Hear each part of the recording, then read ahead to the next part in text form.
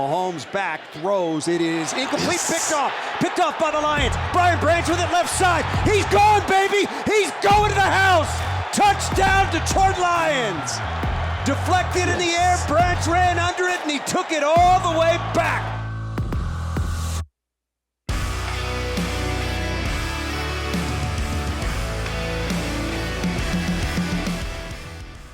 Welcome to the Twentyman in the Huddle podcast here in Orlando, sunny Florida for the owners' meetings. The man next to me really needs no introduction. Dan Campbell, head coach. How you doing? Thanks for joining me, taking the time. Yeah, you bet. Absolutely. Well, let's start with this. Congrats on the contract extension. And just what does that mean for the continuity of the top end of the leadership, getting something like that done, knowing you're going to be here and Brad's going to be here and that team is going to be together for the long-term future now? Well, look, I'm very appreciative. I know Brad and myself both, and appreciative for Sheila and the Ford family and Rod getting this done. And look, they didn't have to do that. So we're both very thankful. But yeah, the continuity to know, here we go, man. We've kind of gotten through one phase of this. It's time to start phase two. What's phase two? Yeah, well, I think phase two now is all about getting to what we all want to get to, and that's get a trophy, And then once you get a trophy, how many can you get? One of the names that was among those extensions was Chris Spielman. Just what kind of a resource has Chris been to you and Brad? Yeah, listen, Chris has been one of those guys that really you can bounce different thoughts and ideas off of. I think he can bring a certain perspective to things that I think is important for Brad and myself, and it's really a wide variety of different things. It's from players to coaches to thoughts to ideas and so I just think he's pretty level-headed and he'll give you a legit answer. He's not going to sugarcoat anything, so I appreciate that. What's the process like for you after a season like that? Obviously extended 2 weeks shorter than you probably hope, but do you take time after the season to look back and appreciate the run that you were on, or is it the switch turns right to the next season to improving this football team? Kind of what's that process like when it's all kind of said and done, it's settled a little bit and you have that month or two to kind of reflect? Yeah, that's a really good question. And, and maybe it's where I'm a little messed up. And believe me, I love what we did last year. We did accomplish some great things, but I also can't really go there. And, because really what pulls at me more is the I want to go. I want to overcome. I want to overcome the loss. I want to get back and then surpass where we were last year. I want to prove that we can do that. And so more than, hey, look what we did to get here, I'm so much more focused on wanting to get over the hurdle. Like, I want to get over that hurdle. I want to beat the next one. Well, doing that, you need to add some pieces to this roster. It was funny. Somebody sent me a tweet. It said, the Packers got Josh Jacobs, the Vikings got Aaron Jones, Chicago got DeAndre Swift, and the Detroit Lions are building a brick wall to stop them all. I thought it was terrific, but that's what DJ Reader is, isn't he? Yeah. Yes, he is. And just talk about that addition and having him and Aleem in the center there. You guys were already a terrific run defense. He helps make that a little bit better, doesn't he? He sure does. I mean, look, Reader was one of those guys when you start free agency and you start watching tape, he's one that immediately jumps off the tape. I mean, he just, you feel like these guys are, the good Lord just kind of sends you that way. Like, look at this tape. And because you just feel like he's part of us, like he belongs with us. The way he plays, his tenacity, his strength, his violence, his finish, man, he's got leadership about him. And so he's going to grind to get back from this injury. He's ahead of schedule, or he's right on track, I should say. So, but the addition of he and Davenport opposite of Hutch, and then, man, with Aleem and Reader in the middle, it's going to be big for us, man. Those two guys, we can let them go to work a little bit. Davenport, obviously we're with him in New Orleans. So what does he bring? How much can he help Hutch? Yeah, listen, he's got length and he plays with violence. And so he's an explosive athlete that, man, he can crush an edge. He can talk about closing the pocket off.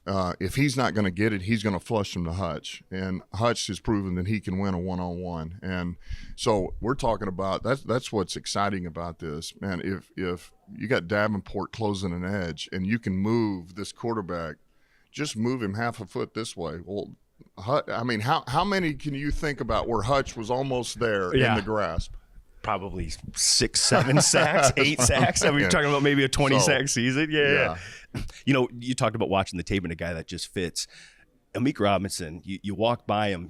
If you walk by him in the hallway, you might not even think he's a football player. But then you throw on the tape and you watch the way he comes up and supports the run and he plays. He doesn't play like he's 5'8". He seems like a guy that fits what you guys do. Yeah, there's no question. He's another one we identified as this is our type of guy. The way he competes, you just said it. I mean, turn on the tape. This guy's tenacious. He comes up. He supports the run.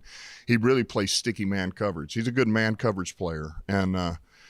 And so just the way he is, his attitude, his energy. And look, we made the Carlton Davis trade, and we were already on Amik. And we made the trade, and Amik's like, yeah, I want to come. I'm still coming. Like, let's get this done. Like, he was not shied away by that. He wasn't scared. He just wants to come in and win, you know, and he wants to compete. And, I mean, that's what we are here. Look, you've done this before. You're teasing all my next questions here because, you know, the trade for Carlton Davis, but a guy you had to scheme for twice last season.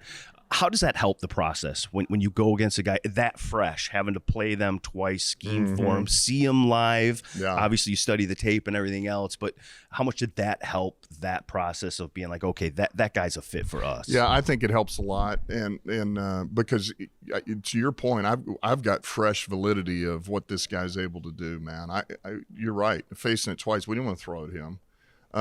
You know, there would be these things that would come up, but really he was not the guy that you're trying to target. So knowing that and what kind of player he was, he would come up and support the run. So it's not like he's going to take a play off to where you but then our defensive coaches see it and they validate, yeah, this guy, he's still got it. He can play. And so really there's full buy-in with it. You know, and certainly Brad was on him for a while. So, you know, it's a credit to Brad getting this thing done.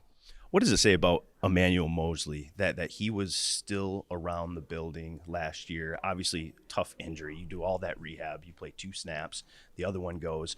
But he was around the building. He was in the locker room late in the season. What does that mean to players? What does that mean to coaches? And what does it say about the player that he wanted to still be involved and be around that despite obviously a devastating injury? Well, everybody, I don't know anybody that doesn't love E-Man. I mean, just his character, what he's about. And I think it says a lot. I think it says that, man, even though I can't play, I think it's a very unselfish thing to do. And I think he wanted to deep down be there to help, man. I you know, wherever I can help, if I can give a point of view or just, you know, give a guy a pat on the back or anything that I can do to help, I want to be here for him. So we're excited to get him back. And because let's not forget and he will be back and he will be healthy. He's a damn good player. And so we get him back with CD, we got Amik and certainly the guys that Doris and those guys, it's going to be good. Brad said after the season he wasn't going to overlook the offensive line, that you wanted to keep that a strength. Boy, Kevin Zeitler's not a bad little piece to throw in there, right, at right guard to keep those guys obviously re-side Graham. But how important was that for you, Dan? Because that was your strength last year. And keeping that a strength, how important was that going into the offseason? That, for Brad and I, that was going to be we did not want to feel like we slipped at the O-line, that we took a step back. Because the O-line's critical for us. It's in some sense, it's an engine that we run off of. So that was going to be big. You know, listen, I'm excited for Jonah, you know, and wish him the best of luck out there. But Zeitler this is a good player. And I know that the age was something that a lot of teams didn't necessarily, you know, they kind of were wanting to wait this out. But when you watch the tape, this guy's one of the best guards in this league after last year. Still, he's 34 and you wouldn't know it. Yeah. So it's big getting him back. And just think about him between Panay Sewell and Frank Ragnow, and you get pretty excited. Did you see what Aleem had to say about playing against No. Talking about a brick wall. He said he tried to punch him and he didn't move anywhere. And Lehman, a small guy. So, no, look, he's a guy that's done it for a long time at a really high level. So yes, it's fun to think about him between those two guys. Keeping Ben, keeping Aaron, keeping Dave. How important is that? You talked about it, I know, a little bit at the combine, but just that continuity in your staff, pretty important, isn't it? I think it's big. You know, not every I think this is one of those. This doesn't happen a lot. It just doesn't. You know, because usually things happen in a good way or a bad way by the time you hit 4 years. And so we're in this. You know, we're in a position that's a little different than a lot of teams have been in a good way. And it is big to have the continuity. It is big to, you know, all these things that we've been doing for the last 3 years, and the way that I think, the way I want things done, the way I know they think, and in games, all of this, man, we kind of are to the point we can read each other's minds. They know what I'm looking for, and we get it done. Just hit the ground running, right? That's right. I think you had a great line at the combine. Would you say you started at 4.0 instead of 1.0? I think that was the line you used. That's right. It was good. But a couple new additions. Terrell Williams, what does he bring to the table? And then Deshae Townsend, a couple guys there. Well, these will be excellent additions for our defense. Look, I've actually coached with Terrell Williams at Miami. He was our D-line coach when I coached out there with the Dolphins. So I know what he is. I know what he's about. And everything in any player that he touches gets better. That's what I do know. He is the best at developing talent on the D-line, and he understands how to game plan. He understands how to really pull the most out of those guys. So he's going to be an excellent asset for us. I know AG's excited as well, and Deshae's another guy. Man, he's played a lot of years in this league, and he's coached now for a long time. He really cut his teeth under Dick LeBeau, the great defensive coordinator. But he's got a great perspective on the game, and he's another guy I believe is a really good teacher, and he can communicate with those guys and get things across. All right, just a couple more for you here, Dan. With what you guys accomplished in free agency, looked like you filled a lot of holes. Does that line up nicely for the draft, just in terms of you guys can trust your board, play your board? You don't have to reach. I know that's not a strategy you and Brad use anyways, but just the way this is set up and you look at the roster right now, it looks like you guys can pretty much just trust your board, do a lot of things to the draft. Do you like how free agency has set up the draft and adding talent that way? Yeah, absolutely. We once we got once we got Zeitler done, that checked the last box for the most part as to, okay, we feel pretty good, like we've got these areas covered. We feel like now you're ready to go to the draft. So, yeah, we feel like we're set up nice. This gives us a chance to go find the best player available that we know is going to help us and it fits us. We're sitting pretty good. All right, last one. I'd be a little remiss if I didn't ask about the owners' meetings. We are here in Orlando. Is there anything – I know you guys proposed, some rule changes. Is there anything that you feel strongly about, anyone that you hope happens more than another, or anything developing here in Orlando? Yeah, I think the one that this new kickoff rule is something that I feel pretty strongly about. I hope this goes through.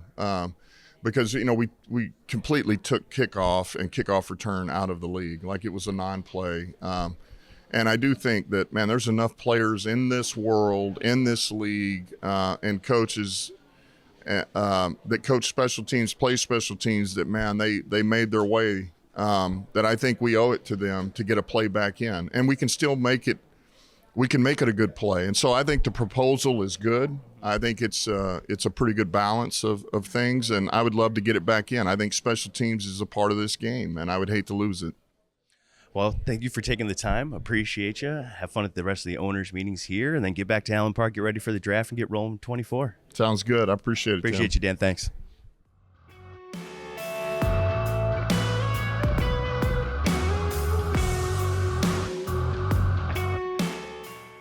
Welcome back to the 20 in the Huddle podcast, and I'm very happy to welcome Team President Rod Wood. Rod, thanks for taking the time. Appreciate it. My pleasure, Tim. It's been an interesting offseason. I'm curious, and I asked Dan Campbell this on the podcast too down here.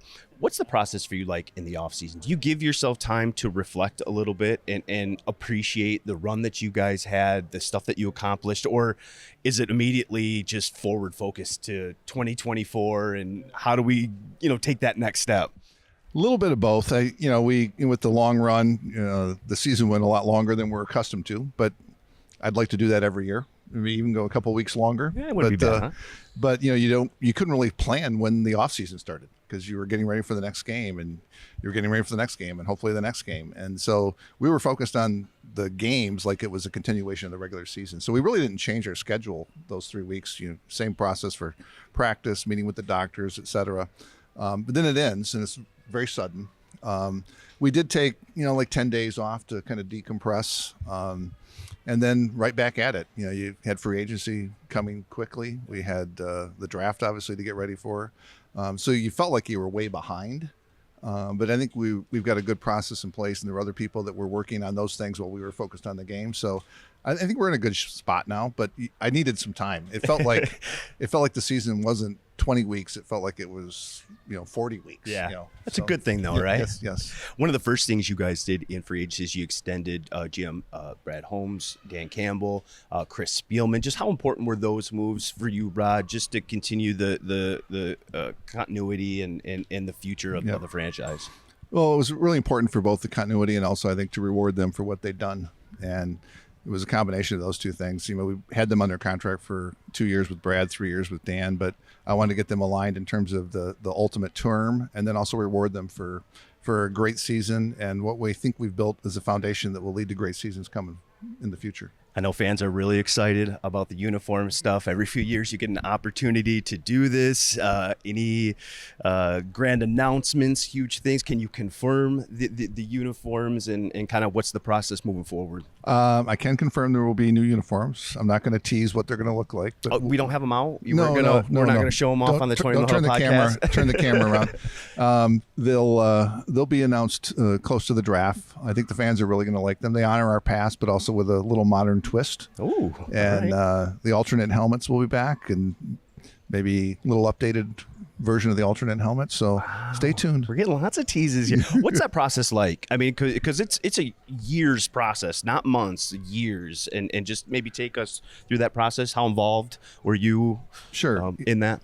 So the process really starts with us, the team meeting with Nike and the NFL to kind of go through what we imagine the uniforms would be like. And it was really led by Mike Disner and Brian Ficini and a few others on their staff. The Nike comes back with, here's what we heard. How do you think this tracks with what you're viewing? And we made a number of tweaks along the way. I was kind of looking at things as they were getting close to the finished product and then making edits. And then we involved the whole Ford family ultimately and showed them what we're recommending. And then we, finalize it with the league. When you make a decision like this, you're making it for at least 5 years too. So you want to make sure you're doing it right because, we can't make any other tweaks for the next 5 years. And we're not varying too far away from our traditional, colors. But I think the modernization and the new uniforms will be a hit with the fans. That's good stuff. Also in the news cycle earlier was the raise in the ticket prices. I know that's a decision that the franchise doesn't make lightly, but I think you guys were ranked 31st in average ticket price last year. Just what went through the decision process to kind of raise the ticket prices there? Well, we take it very seriously. People are spending hard-earned money with us. We've not raised ticket prices for a number of years. In fact, we actually went down post-COVID a little bit. But with the secondary market demand, which we track, and the demand for single game tickets and what we were able to price those at, we kind of know where the market is. And this was an opportunity maybe to catch up a little bit. I know it felt painful because we hadn't raised them. So catching up is a big jump. But even with this, I think we're still just below league average. I think we're still the cheapest tickets in our division. So I know it hurts. But people still renewed. We're at a 96% renewal rate. We still have almost 20,000 people on the wait list. The playoff tickets we're selling for record highs. So the demand is there. Anybody who was in that building for those two playoffs games, especially the Rams, knows the demand and what that experience is like going to games. The draft, obviously big deal. How excited is the franchise to kind of help showcase the city of Detroit? And how involved will Ford Field be? We'll be involved. We're going to have a party at Ford Field. You probably saw that was announced today. And I'm sure some of our fans that will be at that party will wind their way down to Campus Martius and then maybe come back. I think the issue is going to be maintaining crowd control over 300,000 or 400,000 people that might be downtown. We had almost 100,000 people sign up the first day to get the draft pass. It's been a long time in planning and coming, so to have it actually just around the corner is very exciting. We're going to be drafting very late, so we'll keep people there till midnight at least. You guys might have a few pops beforehand, huh? waiting for with the 29th selection, the Lions select. I'm not going to tell you who that is. But it's going to be great. I think it'll be a great 3-day commercial for the city. I had a Dan on earlier. He talked about free agency and just being really set up for the draft in a great spot. Can you just speak to the job that Mike Disner has done with the salary cap and allowed you kind of that freedom to not only get the guys that you wanted in free agency, but set yourself up to where you could just go get best available in the draft? And it really looks like you guys are set up, and Mike and his team and how handling that salary cap has really helped you in that regard. Well, one of our long-term goals is to always be maintaining flexibility under the salary cap and preparing for the future. And it's real easy to go all in on 1 year, but then you got to pay the piper in the future years. So we've been planning, I think very judiciously, for a number of years, not only to prepare us for free agency, but to prepare us to be able to re-sign our own guys. Yeah. And that's the next big thing is we've got a number of contracts expiring that we've got to extend and keep the team together. So it's a combination of preparing you for free agency and also keeping your own guys. And we're in a really good shape. We've got flexibility. And, the salary cap growth this year was something that was a little unexpected. Yeah. So that gave us even a little more flexibility. But we've got a great team in place with Mike and Brandon Sosna, who works for him, and others. And it's a collaborative effort. They're working with me, they're working with Brad, they're working with Dan, and we have a plan that everybody's bought into. The international marketing announcement was Monday. You guys are going to enter into Canada, Germany, some of the surrounding areas there. Just what went behind that decision, Rod, and why those markets? Obviously, the closest with Canada makes sense, but Germany more specifically. Yeah, we've been kind of waiting for an opportunity to do this. Other teams have jumped in a couple of years ago.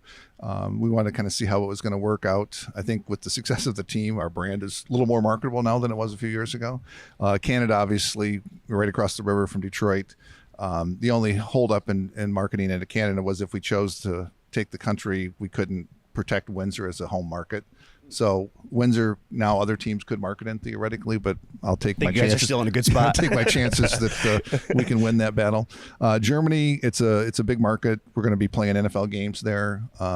St. Brown is one of the most popular, if not the most popular football player in Germany. So doing things together with him seemed like a natural. And so we're ready, I think, to take that leap now. And we just got approved today, so we're looking forward to starting to develop plans to take advantage of it. We are here in Orlando. I'd be remiss if I didn't ask you about, some of the business of the league. A few announcements on Monday. Your proposal for an extra challenge went through. The hip tackle, pivot, hip drop. Swivel, hip drop. The hip drop has been taken out of the league. One other one that is kind of close, I get a sense from, but I'm curious kind of the temperature in the room about the new kickoff rules, because that is a very different, new kind of thing. I was just curious kind of where the ownership is at with that, and how close is that to maybe.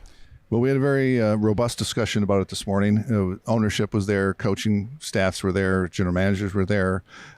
We took quick poll. It didn't get to the number that needed to pass it. We're going to revisit it tomorrow.